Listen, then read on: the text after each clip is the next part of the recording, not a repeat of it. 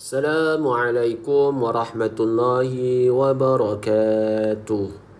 Alhamdulillah wassalatu wassalamu ala Rasulillah wa ala alihi wa sahbihi wa man walah. Rabbi shrah li sadri wa yassir li amri wa hlul 'uqdatam min lisani yafqahu qawli wa la hawla wa la quwwata illa billahil aliyil azim. Bertemu kembali kita pada siri yang ketiga pada membincangkan, mempelajari subjek pendidikan Islam khusus untuk tingkatan 3. Baik, kali ini Ustaz akan menyambung kembali pelajaran yang pada siri yang kedua. Cuma pada siri yang ketiga ini kita akan menyambung semula ayat ataupun bacaan daripada surah Al-Kahfi, daripada ayat yang ke-6 hingga ayat yang ke-10. Baik, mari sama-sama kita dengarkan bacaan Al-Quran ini. A'udzu billahi minasyaitonir rajim. فَلَعَلَّكَ بَاخِعٌ نَفْسَكَ عَلَى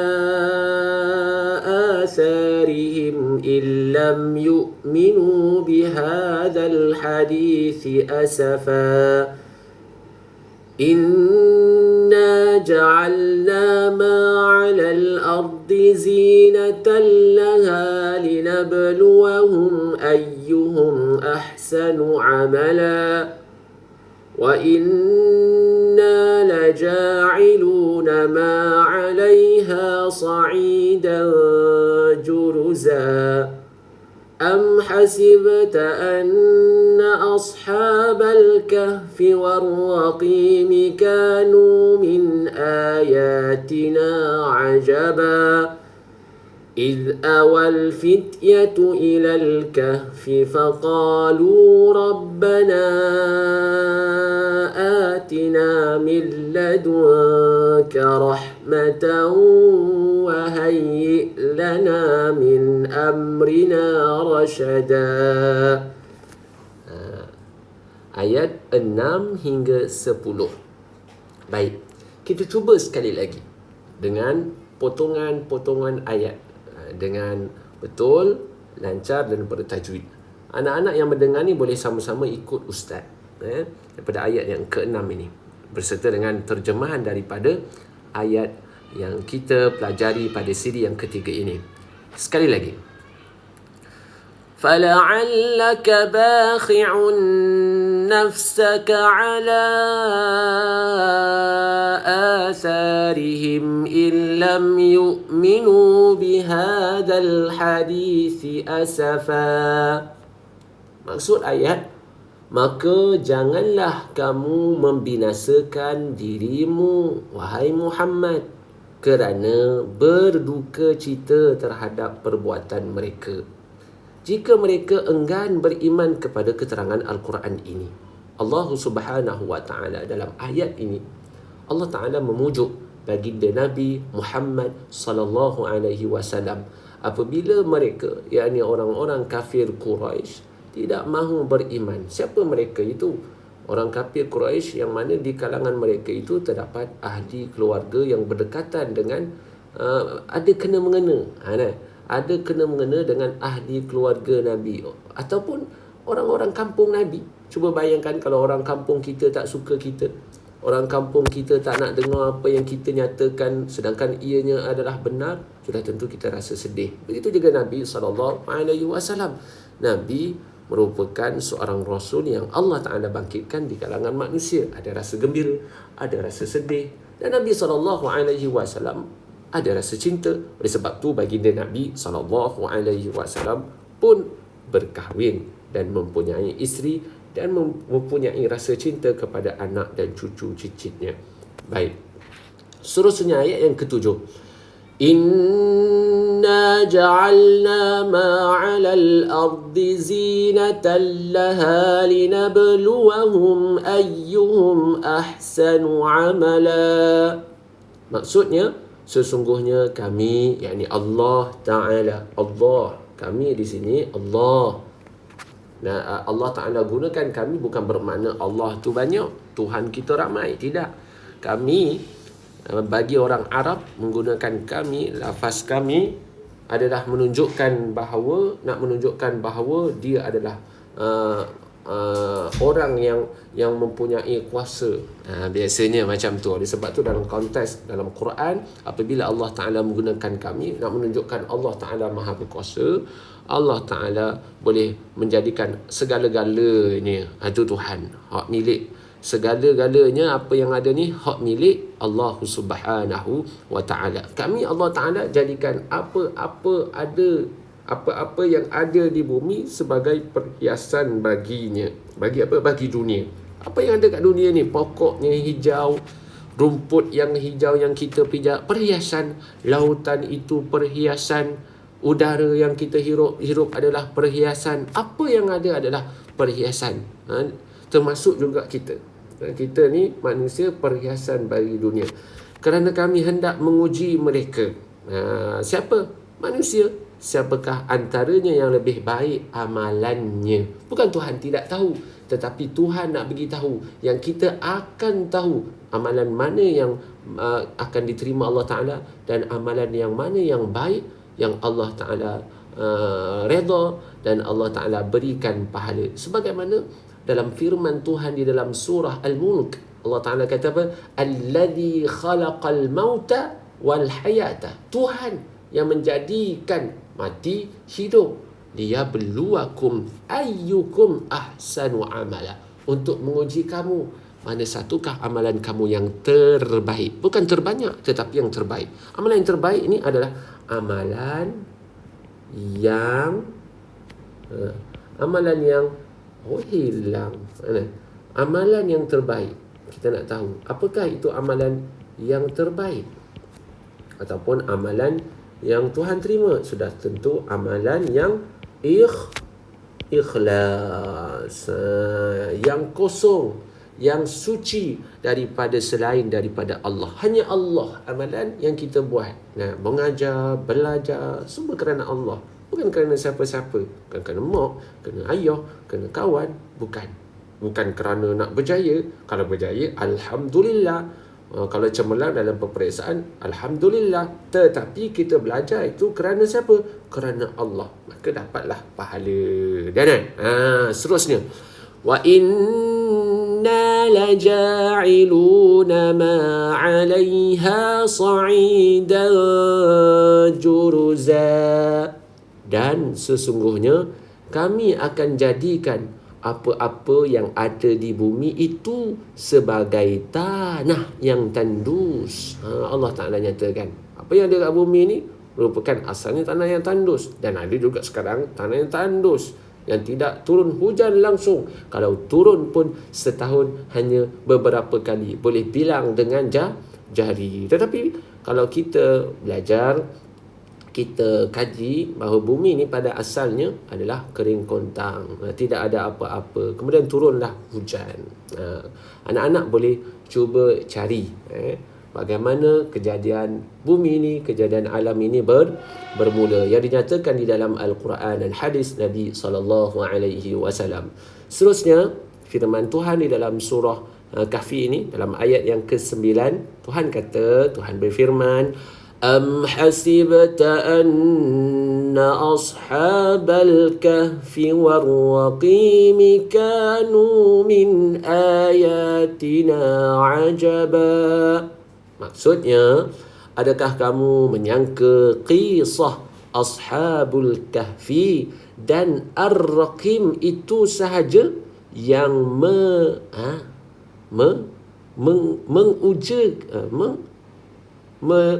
mengujubkan antara tanda-tanda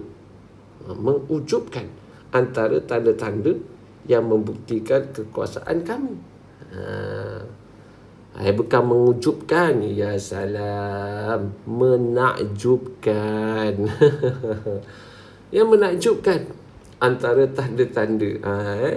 Ini kalau tak baca dulu macam ni lah kan. Kena baca dulu. Menakjubkan. Menakjubkan.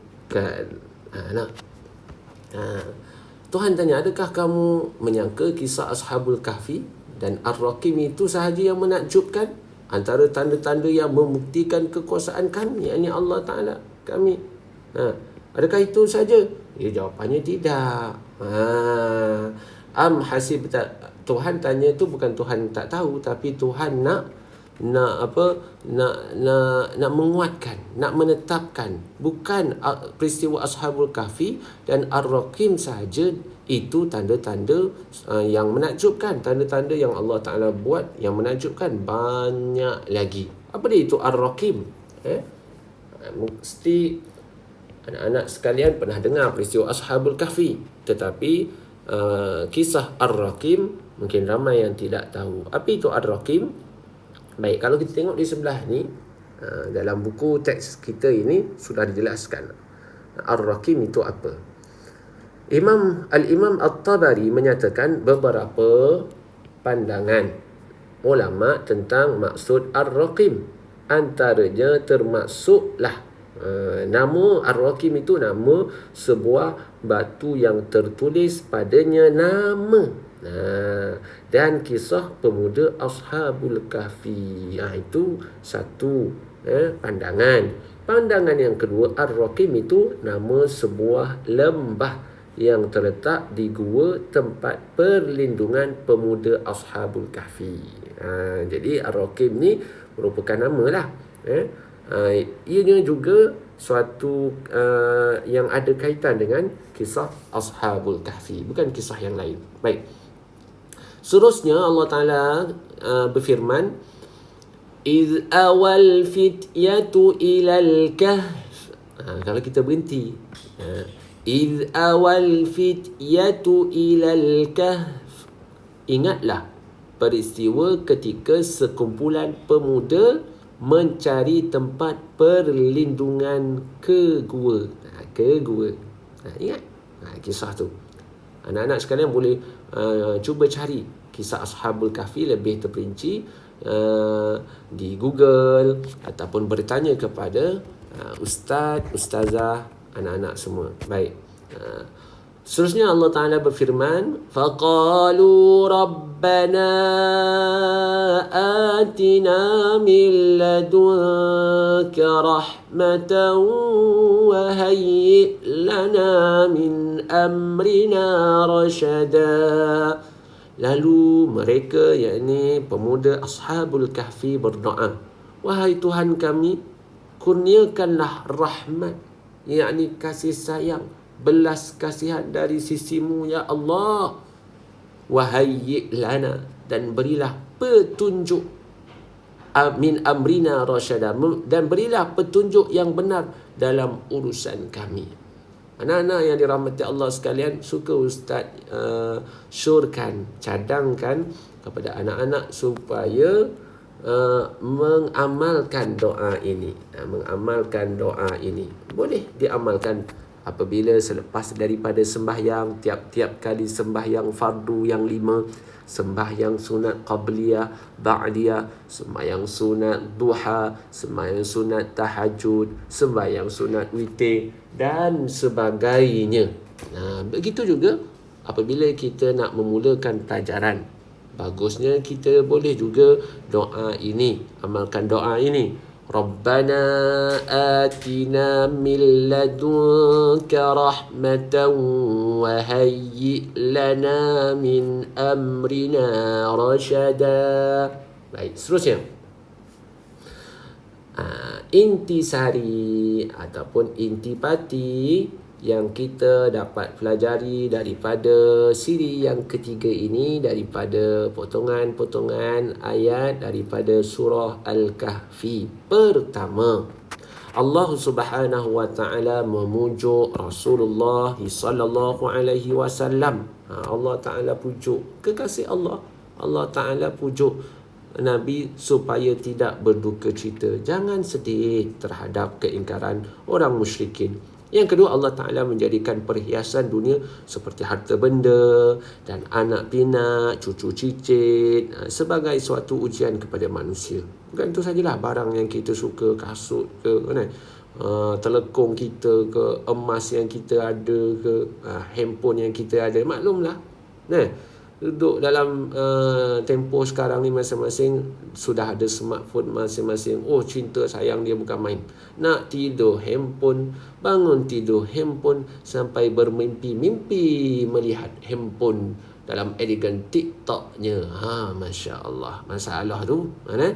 Yang ketiga, sebab apa ni masalah? Sebab ianya fitnah, ujian kepada antum semua, kepada kita semua sebagai manusia. Kena hati-hati. Cuba seimbangkan penggunaan peranti pada fatrah ataupun tempoh sekarang.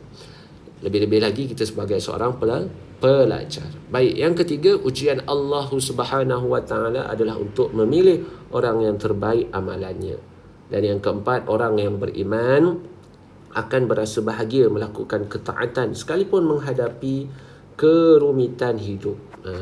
Kan, gaji kena potong, hilang kerja, macam-macam susah. Maka kesusahan itu akan menjadi tenang apabila melakukan ketaatan. Cuba apabila kita ada masalah, kita kembali, kita sembahyang sunat 2 rakaat, minta kepada Allah Subhanahu wa taala. Mintalah walaupun sekecil-kecil perkara sehingga sebesar-besar perkara kepada Allah Ta'ala. Allah Ta'ala suka. Berbeza dengan makhluk. Makhluk, kalau kita jumpa orang besar, kan, kita jumpa Datuk Tan Sri nak minta sponsor. Datuk Tan Sri, saya nak minta Datuk Tan Sri sponsor garam. Garam banyak mana? 0.5 kilo je. Nescaya Datuk ataupun Tan Sri tersebut akan rasa macam mana? Akan merasakan dirinya akan hina disebabkan permintaan yang terlampau remeh. Tetapi Allah Ta'ala, kita nak minta garam. Ya Allah, garam tak ada rumah ni. Nak masak, nak makan asam padat, tak ada garam. Minta dengan Allah Ta'ala. Tak percaya. Tak percaya ke Allah Ta'ala yang menjadikan, Allah Ta'ala yang memakbulkan segala-galanya? Percaya. Bila percaya, minta kepada Allah Subhanahu wa taala. Dalam satu hadis Nabi SAW, ni fadilat. Boleh kita lihat di tepi ni, fadilat. Nabi SAW bersabda, "Man qara'a suratal kahfi fi yaumi jumu'atin adha'a lahu minan nur fima bainahu wa bainal baitil atiq." Maksudnya, sesiapa yang membaca surah Al-Kahfi pada hari Jumaat, terpancarlah cahaya untuknya di antara dirinya dengan Baitullah. Amboi. Nampak tak? Tak nampak tu. Tapi nanti Tuhan akan perlihatkan di hari kiamat. Bercahaya, bersinar-sinar orang yang membaca surah Al-Kahfi. Cahayanya sampai di Baitul Atiq. Baitul Atiq ni Kaabah lah. Baik. Habis kita siri yang ketiga ini, alhamdulillah. Ustaz minta kepada antum semua, para pelajar semua, untuk cuba menghafaz dengan betul, baca dengan lancar serta bertajwid ayat-ayat yang kita pelajari pada siri yang ketiga ini. Mudah-mudahan Allah Ta'ala mengampunkan dosa kita. Mudah-mudahan Allah Ta'ala memberikan kita kekuatan untuk beramal. Hadza wabillahi taufiq wal hidayah. Assalamualaikum warahmatullahi wabarakatuh.